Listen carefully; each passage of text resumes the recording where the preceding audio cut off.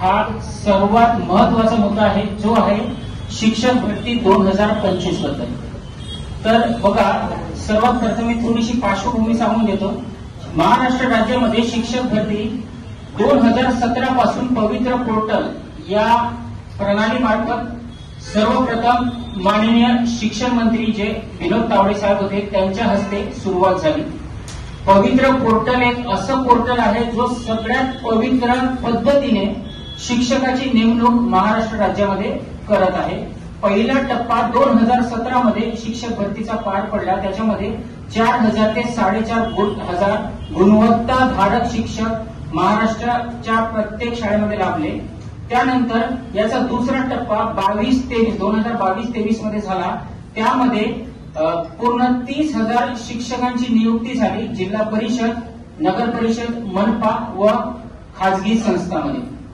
तर ही पद्धत जी आहे खूप चांगली आहे, पण आता कुठेतरी 2025 ची जे शिक्षक भरती झाली होती ते मे महिन्याच्या शेवटच्या आठवड्यामध्ये आणि जूनच्या पहिल्या आठवड्यामध्ये याची परीक्षा झाली। त्यानंतर याचा निकाल 18 ऑगस्ट 2025 ला लागला। मागच्या वेळी जी शिक्षक भरती झाली होती टप्पा 2, त्याचा निकाल मात्र 21 दिवसामध्ये लागलेला होता, पण यंदा 75 दिवस लागले याचा निकाल लावण्यासाठी परीक्षा परिषदला किंवा IBPSला। तर हे काय याच्याबद्दल एवढा उशीर का झाला ते त्याचं कारण अजूनपर्यंत अस्पष्ट आहे। त्यानंतर आता जे परीक्षेचा निकाल लागलेला आहे, परीक्षा निकाल लागून जवळपास 3 महिने झालेले आहे। 3 महिने झाले असताना सुद्धा शिक्षक भरती संदर्भात अजूनपर्यंत ना शिक्षण मंत्री एक शब्द बोलत आहे, ना मुख्यमंत्री एकही शब्द बोलत आहे। व संच मान्यतेचा नुकताच निकाल लागलेला आहे। 15 मार्च 2024 ची जे संच मान्यता होती त्याचा निकाल नुकताच हायकोर्ट मुंबई याच्याद्वारे लावलेला आहे व तो विद्यार्थ्याच्या बाजूने किंवा पालकाच्या बाजूने किंवा भावी शिक्षकाच्या बाजूने लागला नाही, ते शासनाच्या बाजूने लागलेला आहे। आता शासनाच्या बाजूने लागला असल्यामुळे नक्कीच ग्रामीण भागातील खेड्यापाड्यातील विद्यार्थ्यांना शिक्षणापासून, मूलभूत गरज शिक्षणापासून वंचित राहण्याची आज वेळ येणार आहे। अशा पद्धतीचा जो तो निकाल हायकोर्टाने लावलेला आहे। तर बघा, मी मुख्य मुद्द्याकडे वळतो। आम्ही युवा शैक्षणिक व सामाजिक न्याय संघटना महाराष्ट्र यांचे अध्यक्ष, संस्थापक अध्यक्ष माननीय संदीप कांबळे सर यांच्या नेतृत्वात येत्या 8 डिसेंबर पासून आपल्या यशवंत स्टेडियम इथे बेमुदत आंदोलन आम्ही शिक्षक भरतीसाठी पुकारत आहोत। बेमुदत आंदोलन असेल 8 तारखेपासून आणि 8 तारखेलाच एक मोर्चा सुद्धा भावी शिक्षकाचा निघणार आहे। तो यशवंत स्टेडियम पासून संविधान चौक पर्यंत आणि संविधान चौक पासून यशवंत स्टेडियम पर्यंत पहिल्या दिवशी हा मोर्चा असेल, ज्याच्याद्वारे आम्ही शासनाला जागृत करण्याचा प्रयत्न करत आहोत की भावी शिक्षक, गुणवत्तापूर्ण शिक्षक आज रस्त्यावर आहे आणि खेड्यापाड्यातील, ग्रामीण भागातील विद्यार्थी शिक्षणापासून वंचित आहे।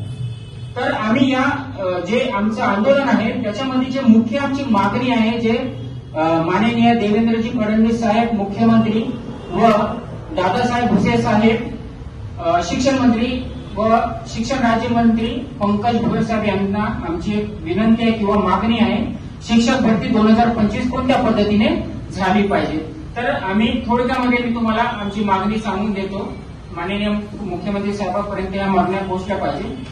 सर्वात पहिली महत्वाची मागणी आहे, समूह शाळा योजना बंद करून वस्ती, तांडे, पाडे, आदिवासी भागात विद्यार्थ्यांना शिक्षणाची मूलभूत हक्काची सोय उपलब्ध करून द्यायची आहे। कारण समूह शाळा योजना, या योजनेमध्ये भरपूर विद्यार्थी ग्रामीण भागातील शिक्षणापासून वंचित होणार आहे। कारण हा जो क्लस्टर बनवणे, समूह शाळा निर्मिती करण्यात केल्यामुळे त्या भागातील 3 ते 4 शाळा या बंद करण्यात येईल। या बंद केल्यामुळे त्यांचा युडीएस नंबर जर बंद झाला तर त्या शाळा कधीच सुरू होणार नाही।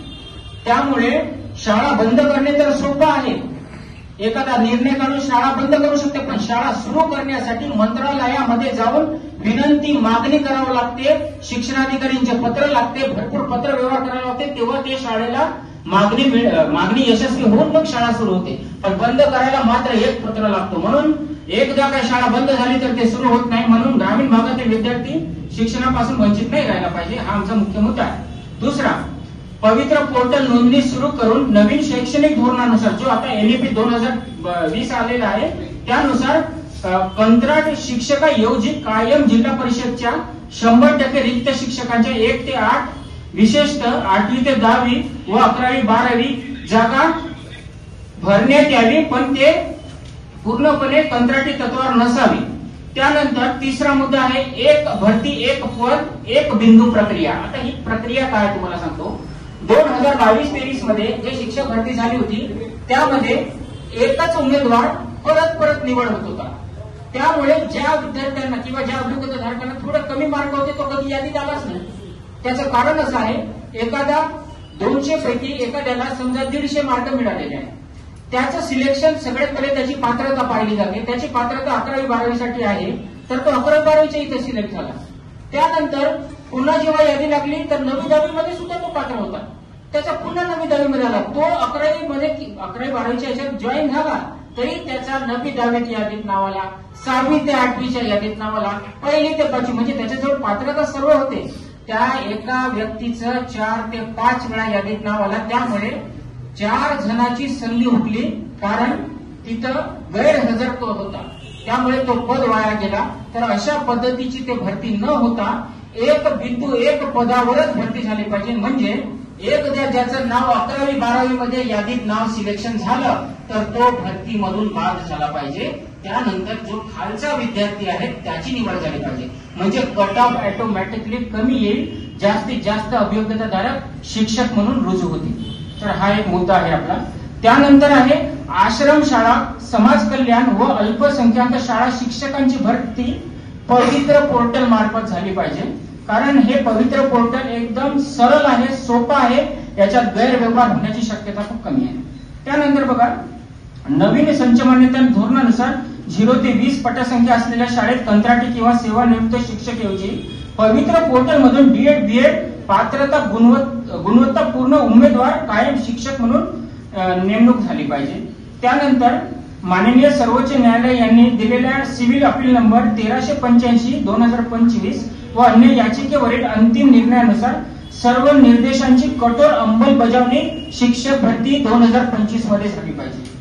त्यानंतरचा आपला मुद्दा आहे, पवित्र पोर्टल मधून शिक्षक भरती प्रक्रिया करत असताना अपात्र, गैरहजर, माजी सैनिक, समांतर आरक्षण ही पदे मोठ्या प्रमाणात रिक्त राहत असल्यामुळे या सर्व जागा त्वरित रूपांतरित करून विलंब न करता प्रतीक्षा यादी जाहीर करावी. म्हणजे एकाच टप्प्यामध्ये अख्खी भरती संपवायची आहे. याला 2 वर्ष 3 वर्षापर्यंत लांबवायची गरज नाही.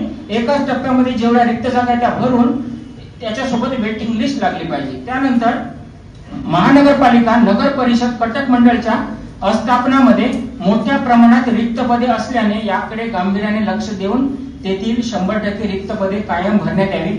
मागच्या वेळेस मनपा आणि नगर परिषदच्या शाळांच्या रोस्टर कंप्लीट नव्हते झाले, त्यामुळे ते पदे आल्याच नाही, म्हणजे त्या रिक्त पदे आल्याच नाही. त्यामुळे ते रिक्त पदे आता यावेळेस सुद्धा यायला हवे, म्हणून त्यांनी लवकरात लवकर रोस्टर कंप्लीट करून मावकडे पाठवावं अशी आमची मागणी आहे. त्यानंतर टेट 2025चा निकाल जाहीर झाल्यानंतर लक्षात आले की एकच उमेदवार, मी तुम्हाला सांगितलं, एकच उमेदवार 2 वेळा परीक्षा दिला, अशा उमेदवारांना ते बाद करण्यात येते. त्याच्यात काही तो काही महत्वाचा नाही आहे, तो बाद होईलच. त्यानंतर एक महत्वाचा मुद्दा आहे, कला, क्रीडा, शारीरिक शिक्षण, कार्यानुभव, संगणक संवर्गातील विशेष शिक्षकाची भरती पूर्ण क्षमतेने करावी.